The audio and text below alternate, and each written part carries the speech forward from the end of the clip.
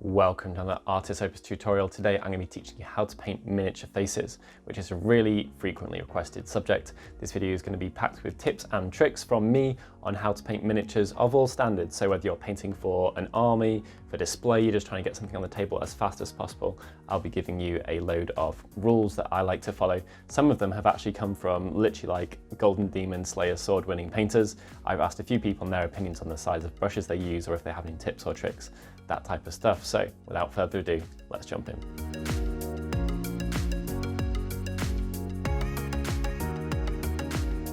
Really importantly, before we've even started putting paint on the miniature practically, put your miniature on a stick. It doesn't have to be on a stick of this type. Cocktail sticks are frequently used. I use pinning vices. You can stick it to a bit of sprue, and in particular, if you're painting a load of the modern GW models that either have ball and socket joints, so you can just put a pilot hole in there with a knife and then drill in. If you drill in slowly, it won't spin around in there. You're not trying to drill a hole, you're actually trying to implant it there, and then you can just reverse it and pull it out. But if you do make a hole like that, you can just ram a cocktail stick in. It'll hold itself in super nicely. Point is, we need access to our face.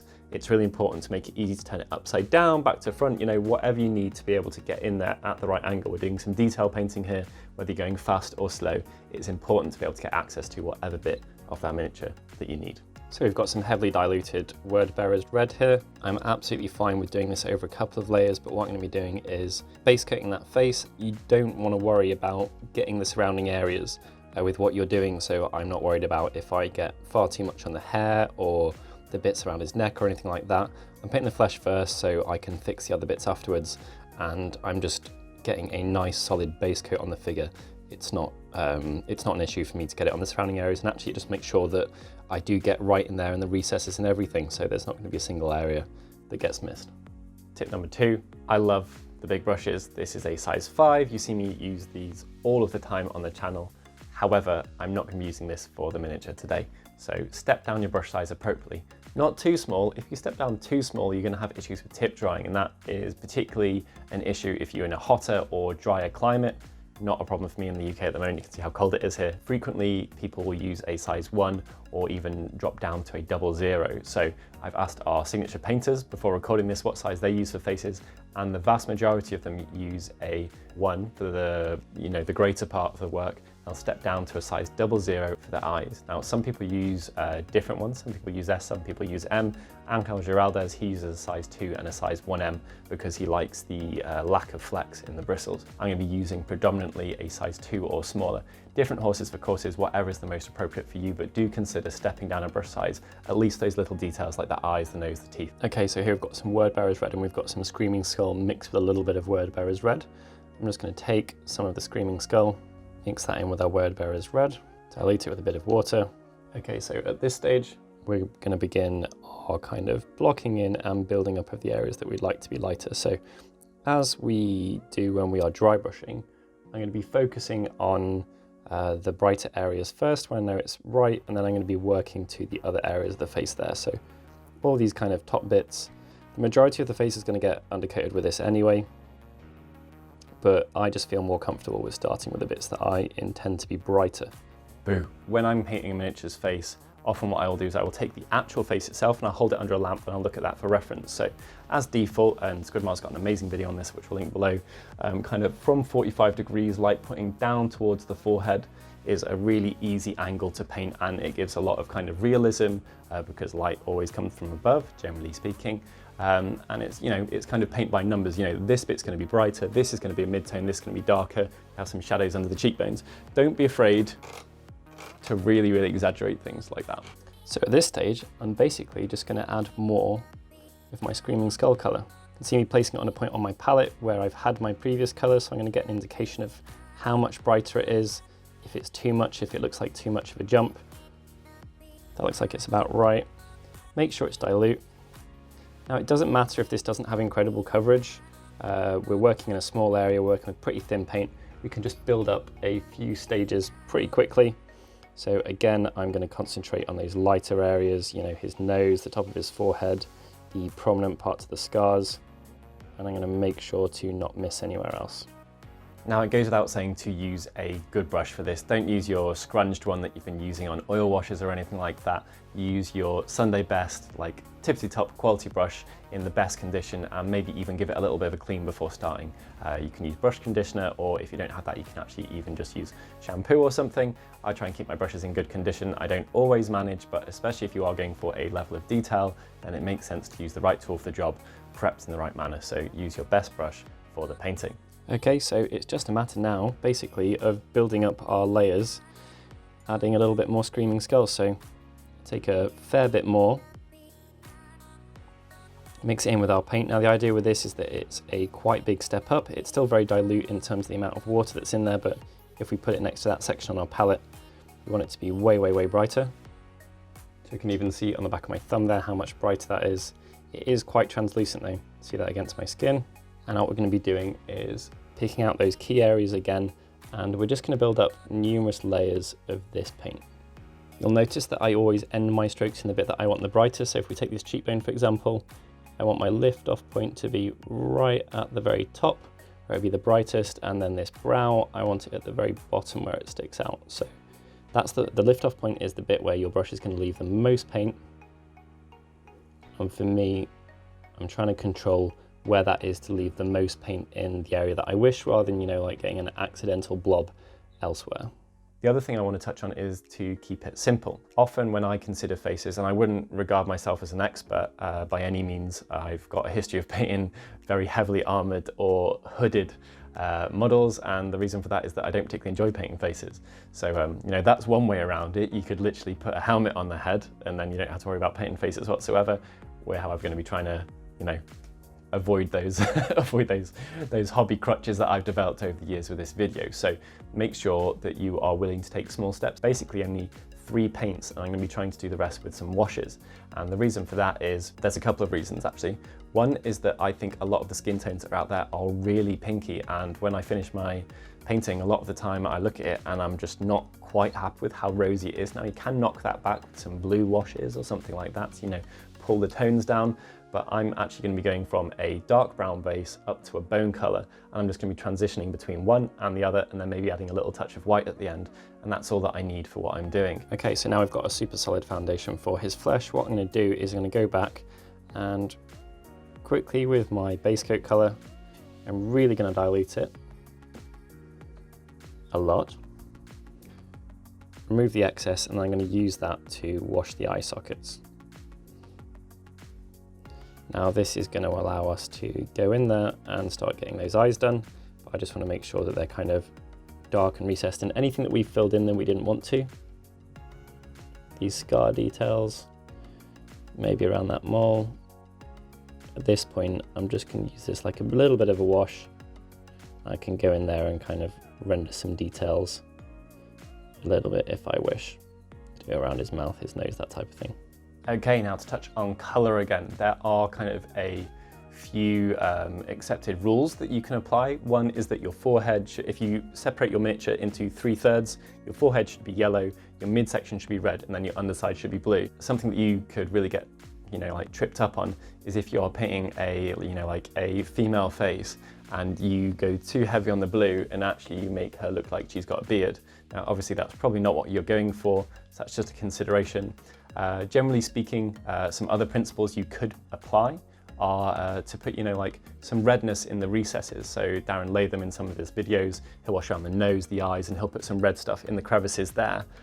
You can then put some yellow stuff, you know, like higher up. So on the bits that are like the cheekbones, the forehead, stuff like that, you can go through to some yellow tones. There is huge variation in skin, even just in pale flesh. You've got the blues of the veins, shadows, you know, anything like that. I like to do these with washes because I find it's quite easy to go wrong using paints, and washes are a little bit more forgiving. You can also dilute contrast with contrast medium, and that's got some brilliant colors in there. You've got Flesh Terrors red, some of the browns are great. If you are using a brown, I think mixing a little bit of red in there to get kind of a pinky tone is a fantastic approach to, you know, getting a really smooth, achievable end result. And then I tend to highlight on top of that towards the end, and that allows you to knock it back if it was a little bit too pinky or anything like that. All right, so slightly scarily, we're grabbing a little bit of Flesh Terrors red, which is obviously, as covered on the channel before, incredibly potent.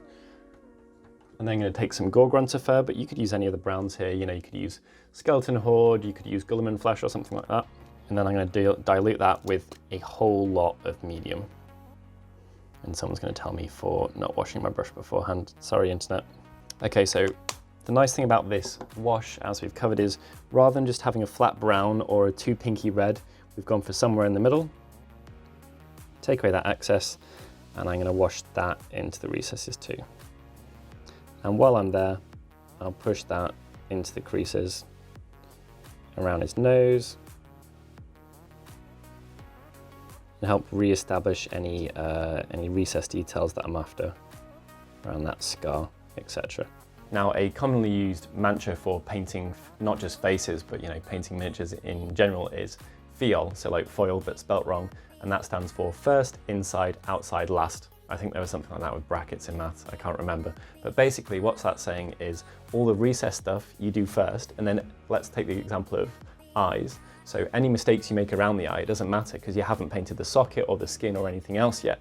Now, when you've painted a beautiful face, you've put in loads of hours and you've made something gorgeous, going in there and blacking out that socket to then go in and do the iris, the eyes, the pupil, all of that, you're more likely to make a mistake. So if you work from the deepest, most recessed details to the most external, right to the tip of the nose, then you've got less places to screw up. And if you do screw up, it literally doesn't matter because you didn't paint that section yet. Now, I don't necessarily do that all the time, but it is a good way to do it. And David Soper, a load of our award winners that I asked, they paint like that pretty much always. Okay, so you can use any not quite white here. I'm using Ulthuan Grey, which is just a really, really light color. In the context of this guy's face, this is going to stand out and look incredibly bright. So that's enough for me.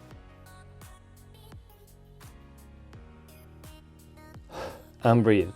Now you'll notice there that the way that I got his eye was, I wouldn't regard myself as someone who's fantastic at details. The way that I approach this, little stroking methods until I end up touching. So that way, when it hits, it doesn't hit too heavily, and then I'll often use washes to kind of fix around that, but that's not too bad. This one I'm going to do in the same fashion. We might end up doing that a bit milky because he's scarred on that side of his face. Eyebrows is a really difficult one with miniatures. They're just so hard to get right. We get asked this on the channel. If your miniature is literally sculpted with eyebrows and it's a specific detail there, then rock on. However, it's really hard not to make someone look like they've come from a Kiss concert or something like that. It's quite difficult to do them as a subtle detail. So unless they are there, then I tend to just not bother in general. And on miniatures faces, it doesn't look weird. It's kind of a unwritten accepted rule that it is a really, really difficult thing to do. So some people may have hints or whatever. I would still go from the same base coat as the rest of the face, then maybe finish them up. But generally speaking, I do not touch eyebrows unless they are a molded detail on the miniature itself. So obviously eye color is down to personal preference. I've just got some Ahriman here. He's a little bit boggle-eyed, but we can get that with washes. So again, we've got here some diluted Wordbearer's Red. I can just use that to catch any overspill. Neaten them up a little bit. Okay, so as far as base coats and layering and how far to highlight go, there are a few tips.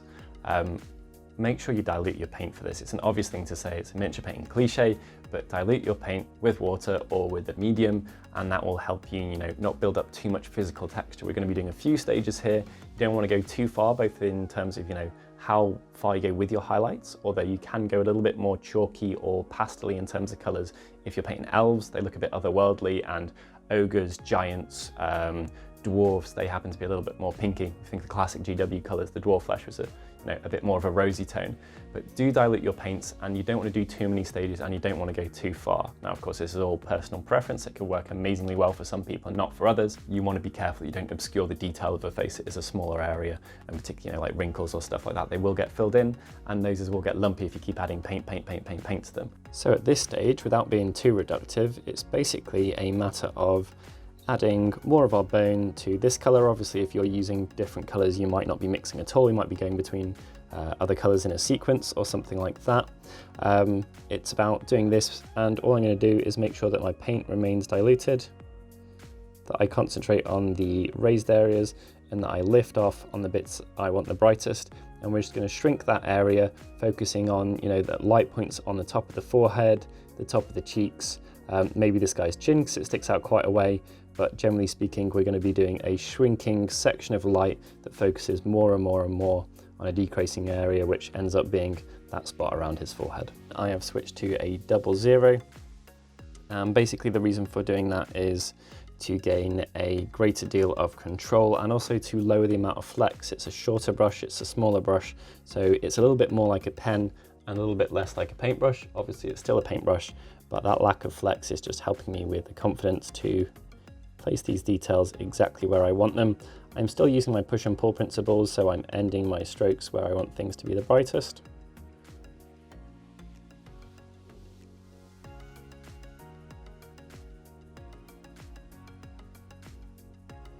And I'm pulling towards the areas where I want the light to be suggested on this miniature, which is largely speaking, you know, towards the front in this section here.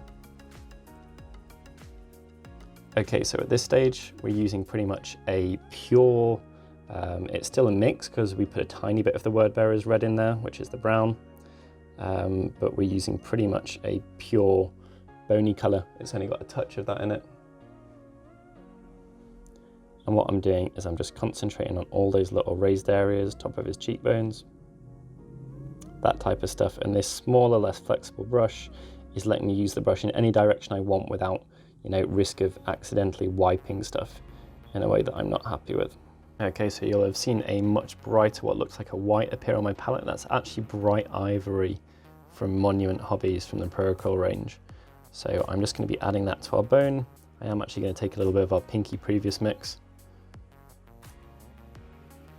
mix up what's going to be our lightest highlight. Now this may as well be white for how it's going to look on our model, but not playing with white just makes it a little bit easier and a little bit more forgiving for us. So this is going to be heavily diluted, and make sure I don't have too much excess on my brush.